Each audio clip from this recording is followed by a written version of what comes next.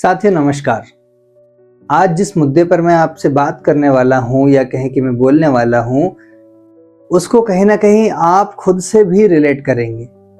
आज जब आप अपने आसपास देखेंगे ध्यान से तो आपको कोई बहुत बड़ी घटना देखने को नहीं मिलेगी, लेकिन एक चीज़ आप ऑब्जर्व करना जो कि आपको हर जगह, हर गली मोहल्ले चौराहे में देखने को मिल ही जाएगी।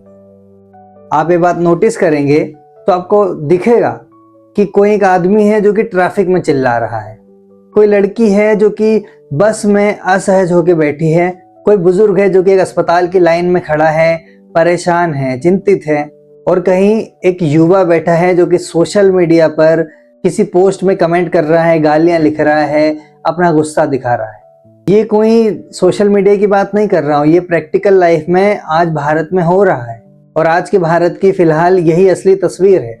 हालांकि सवाल ये नहीं है कि लोग इतना गुस्सा क्यों है, सवाल ये है कि आखिर लोगों में इतना गुस्सा कैसे इकट्ठा हो गया।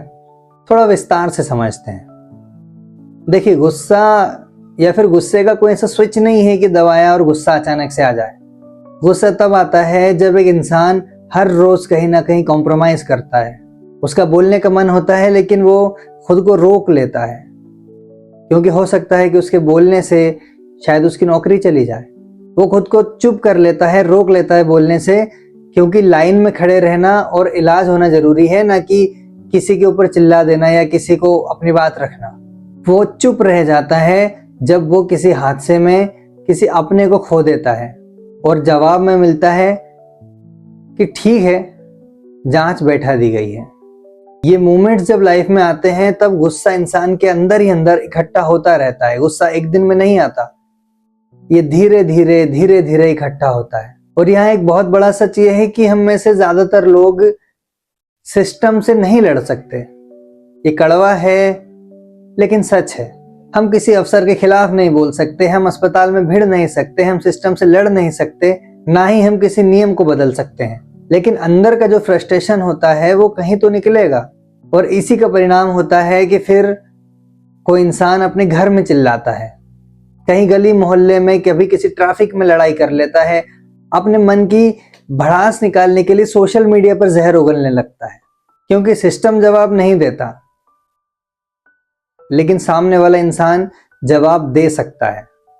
और यहाँ पर एक एंगल से देखा जाए तो सोशल मीडिया ने लोगों को अपना गुस्सा निकालने का एक मंच भी दे दिया है। पहले लोगों का गुस्सा अपने दिल में रहता था, लेकिन अब उंगलियों पर आ गया है।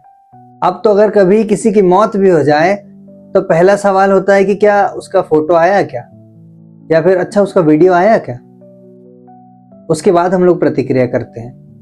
आज समाज में किसी की तकलीफ भी एक कंटेंट बन चुकी है।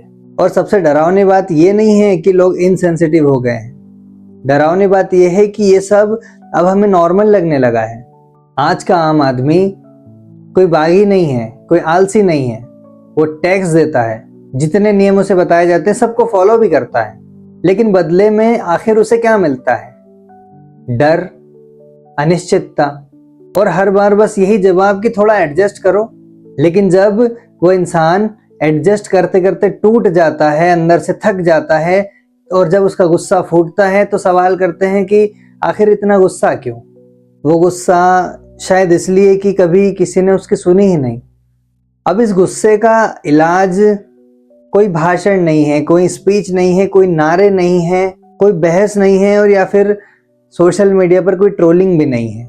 इलाज है तो ये है कि थोड़ा सा रुका जाए, सामने वाले को समझा जाए, उसे बोलने का मौका दिया जाए। हर बात पर राय देना जरूरी नहीं है, हर गलती पर हंसना या किसी तरह का ट्रोल करना जरूरी नहीं है। कभी कभी बस इतना भी काफी होता है कि सिर्फ आप सामने वाले इंसान को समझ लें। शायद आज हमारे देश को किसी बड़ी बहस की नहीं, लेकिन थोड़ी संवेदनशीलता की बहुत जरूरत है। देखिए, गुस्सा करना गलत नहीं है, लेकिन गुस्से में इंसानियत को खो देना ये सही नहीं है। मैंने जो आपसे बातें की ये मेरा नजरिया था, मेरा सोचने का तरीका था। आप लोग इस बारे में क्या सोचते हैं? आप जो समाज में देखते हैं कि आज का युवा या फिर कहें कि आज का जो समाज है वो कहीं ना कहीं बहुत चिड़चिड़ा होता जा रहा है, छोटी छोटी बातों में बहुत ज्यादा गुस्सा होने लगा है।